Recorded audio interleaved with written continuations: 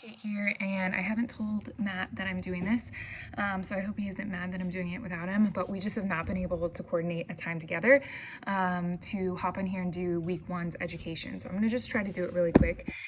And just a heads up on the live, I have not found a way for us to go live. I can't go live on YouTube without 50 subscribers, and we can't go live on the CrossFit page without 1,000 followers. So if you guys are having questions, please just write them down, compile them, and either text us directly or put it at the end of your food log so that we can answer those questions when we review your food log, okay? But I did still want to hop on here and give you education as to why we're doing things the way we're doing. And you have that old adage of calorie in, calorie out, which is technically true, but it doesn't give the full picture of what's actually happening at a hormonal level when we eat food. Oh my gosh, I just saw myself doing this, and I already know that Matt's gonna make fun of me. He makes fun of my hand things all the time. Anyways, sorry, I can't stop it. I just get in a flow state. So here's the deal. If we burn 2,000 calories, our body has to have 2,000 calories to support daily function, okay? So it's not like I can just put myself in a caloric deficit and my body's like, okay, cool.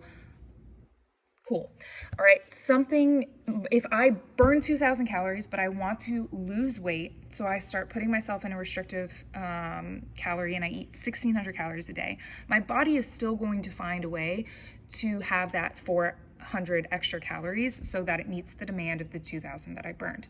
There's two ways that our body gets energy. That's from external, the food that we eat, and then internal from our fat stores. So I want to lose weight. I burn 2,000 calories. I eat 1,600 calories. My body had the 16 from that external source of food, and now it's going to access my fat stores for the extra 400. We do this over a prolonged period of time, and that's how we fat burn and start to lose weight. That is if we are metabolically healthy. This process will occur seamlessly. So for people who lose weight easily, that's probably you. It's as simple as that.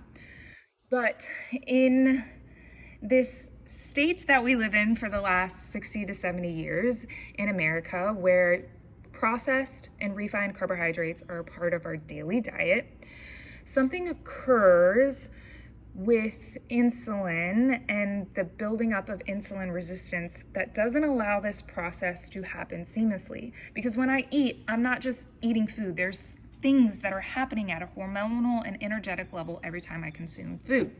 So when I eat food and it has glucose in it, and glucose is our energy stores, the pancreas is going to release insulin so that that glucose can drive into the cell and the cells can use it as energy, ATP. We love that. It's great. But when I eat foods that are really high in glucose, my cells can only use so much glucose, and my liver can only store so much excess glucose in the form of glycogen. So the pancreas starts working in overtime to release more insulin. It's trying to get that excess glucose out of the bloodstream into the cell.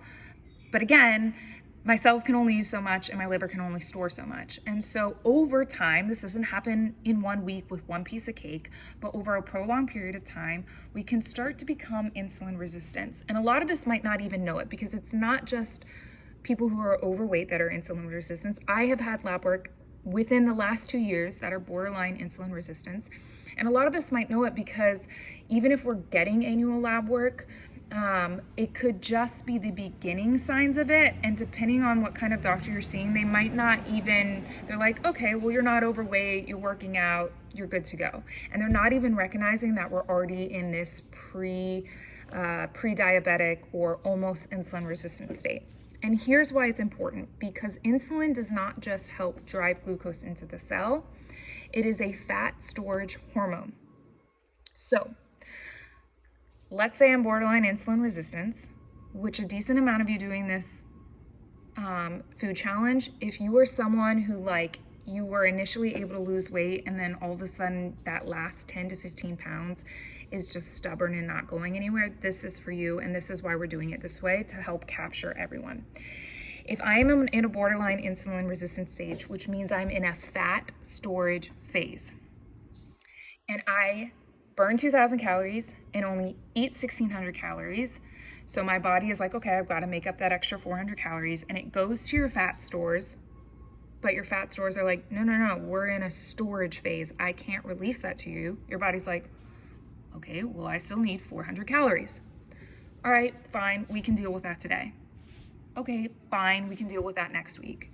Okay, fine, for this first month, we'll deal with only getting 1,600 calories.